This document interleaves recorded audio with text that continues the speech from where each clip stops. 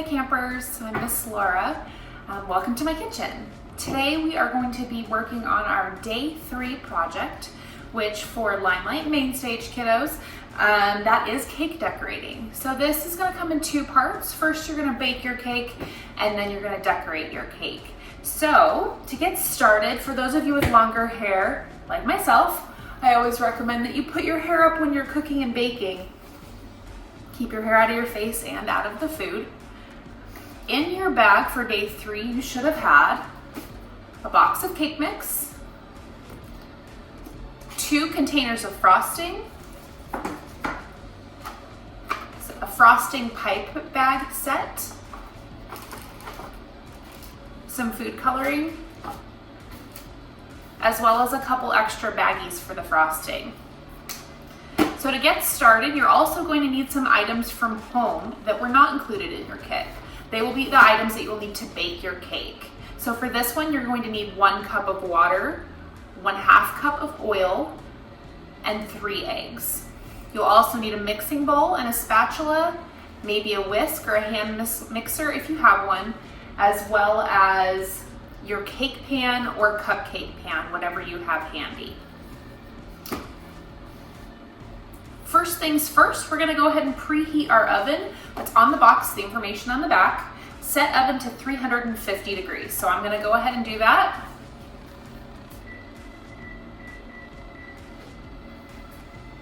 Great. So while that's warming up, we're gonna go ahead and we're gonna find our pan.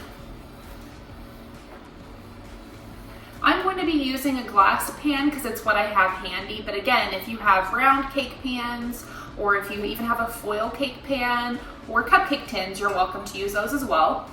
I'm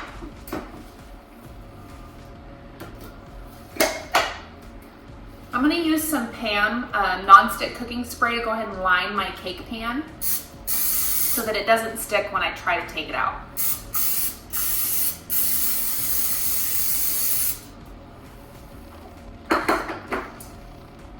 Now that our pan is ready, I'm gonna go ahead and just set that aside until we're ready to fill it.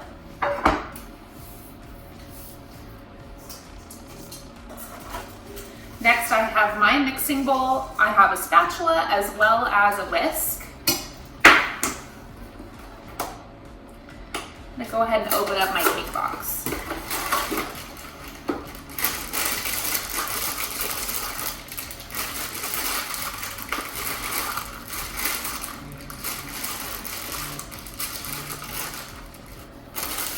I'm gonna go ahead and open up my cake mix and dump it in the bowl. Now I have 3 eggs. I'm gonna crack them in the bowl.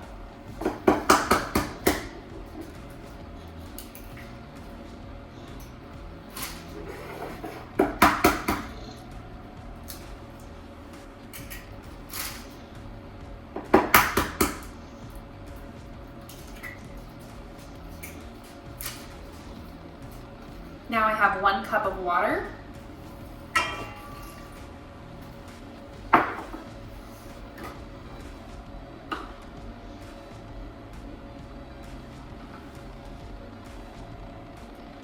And 1/2 cup vegetable oil.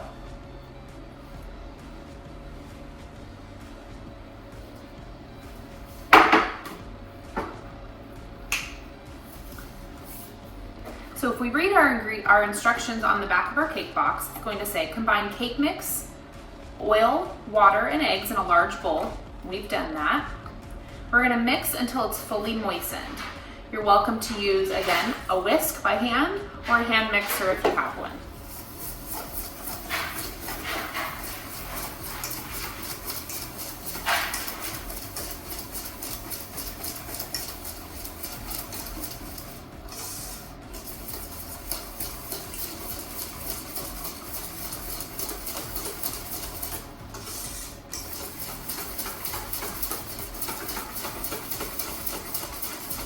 Make sure to get all those lumps out.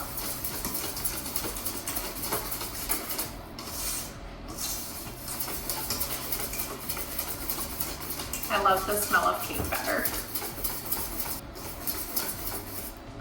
All right, now that that's mixed really well, I'm gonna bring my cake pan back And I'm just gonna dump it right in. We already had it ready. It was already sprayed down with our pan, with our nonstick spray. I'm gonna use the spatula to get as much of the batter out of the bowl as I can. Doesn't have to be perfect. And it's just about ready to go in the oven. So for my pan, and you'll see on the bottom of the box here, depending on the type of pan that you have will determine how long it needs to bake in the oven. So for my pan, I have a 9x13. It says to bake for 34 to 38 minutes. So I'm gonna set my timer for 34, which is on the low end, and then I'm gonna take it out and test it at 34 minutes. Now the oven is gonna be very hot, so if you're not comfortable, please ask an adult for help.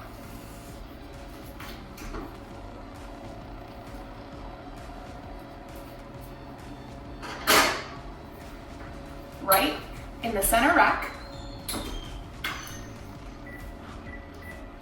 And I'm gonna set my timer for 34 minutes. And we'll see you back here in 34 minutes. All right, you'll see my cake is almost finished. It's been baking for 34 minutes. I have a couple of hot pads here on my countertop to protect it, and I have my pot holders ready. And there's the timer. Be very careful taking it out of the oven.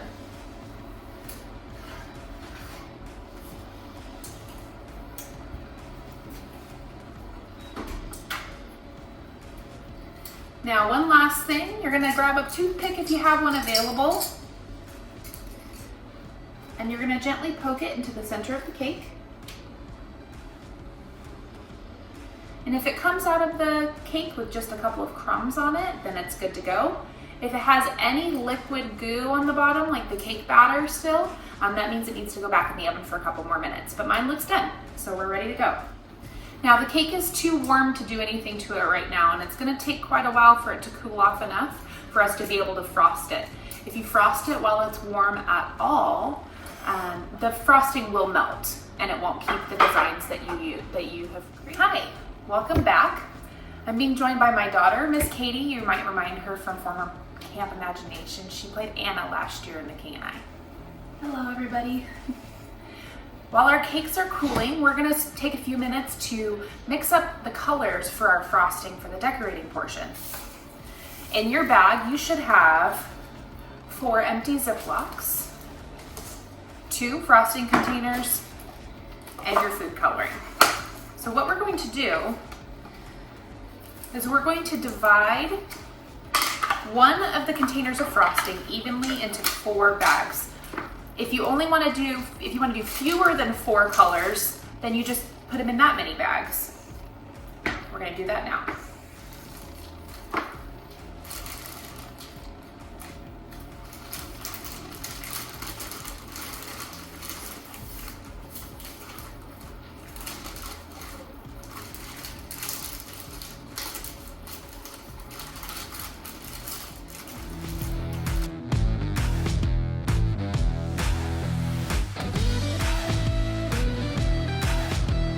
Now that we have our frosting evenly divided into 4 bags, I'm going to take our food coloring containers. Now they might have spilled a little bit, and that's okay. And if you get them on your fingers, that's okay too. It'll wash off. Remove the lids carefully so they don't spill. And keep in mind that you are going to need this food coloring for other projects later in the week or even next week. So be sure not to use it all. Typically, you'll just need a couple of drops. A little goes a long way. So I put some of the food coloring in one of the bags. And I'm just gonna squish it up with my fingers. You're welcome to mix it in a bowl too, and then put it in the frosting bag. But I like to do it this way, and then I don't have to dirty a lot of dishes.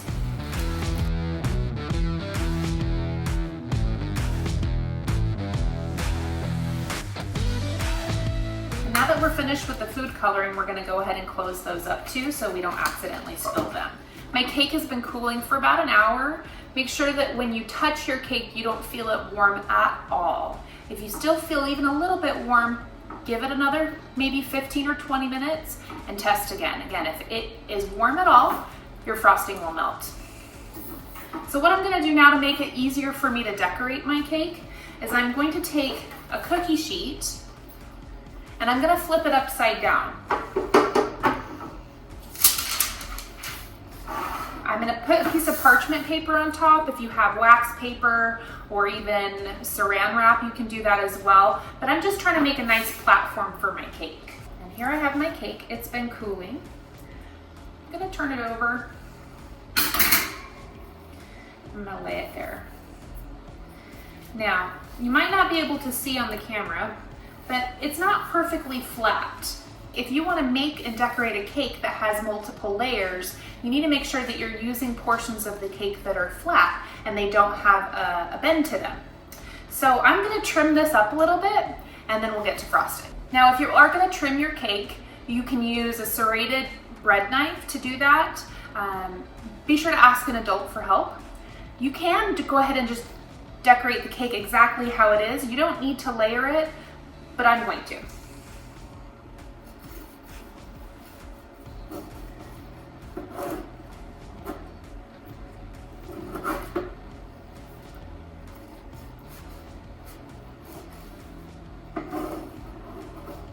I'm just trimming the edges here because you'll see they kind of have a dip to them, and I want my cake to be nice and square.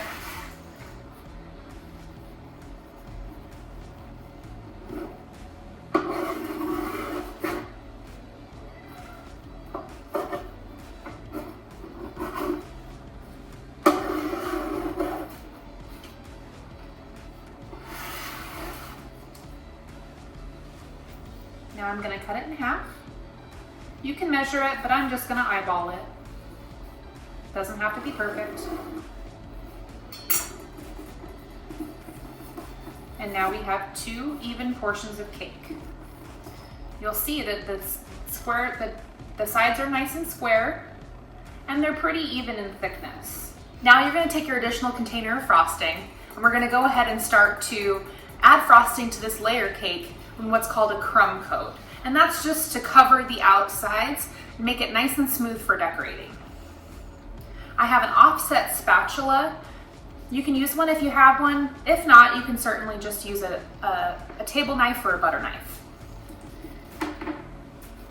And to get started, I'm actually just going to put a little bit on the very bottom. Just a small amount, nice and thin layer. And this is going to act like glue for us, so that when we place it down on our paper or our cookie sheet or wherever we're working, it acts like glue so that it doesn't slip around on us. Going to take another scoop and flip this over really carefully, and I'm going to repeat that process.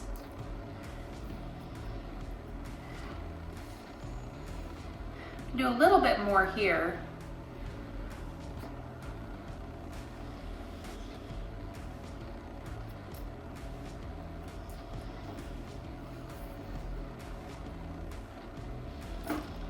Ooh, I got it a little bit crooked, and that's okay. Just use your hands, push it around, and now I have it all even. So now I'm going to take the rest of my frosting and we're going to work our way around the sides.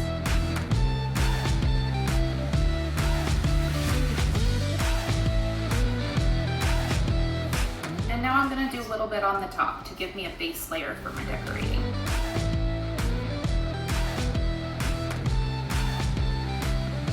Now that we have our crumb coat complete, if you have any left, you're certainly welcome to add it to any of your colors. Give you some more. I used almost all of mine. Now each of you will have a frosting tip bag.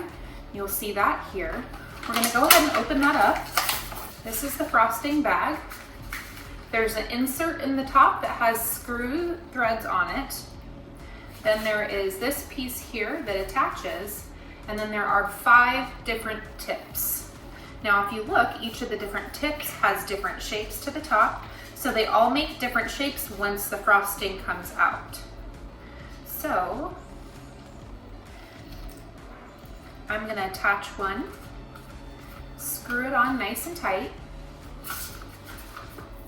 I'm going to take one of my frosting bags and I'm going to snip off the corner with some scissors. The corner that you have all the frosting pushed towards. Then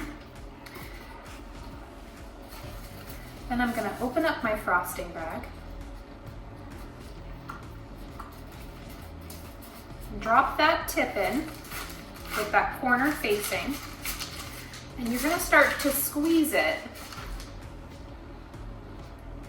until you can get the air out and you can get the frosting out.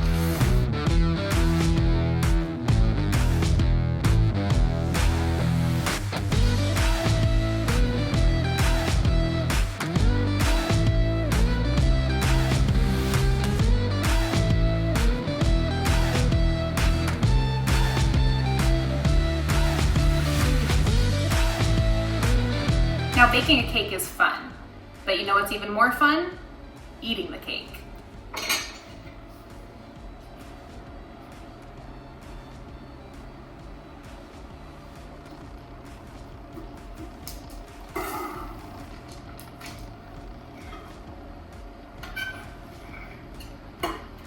Remember to clean up after yourselves, okay? And when you're done cleaning up, remember to not throw away your cake box. You're gonna need that for another project later in the week.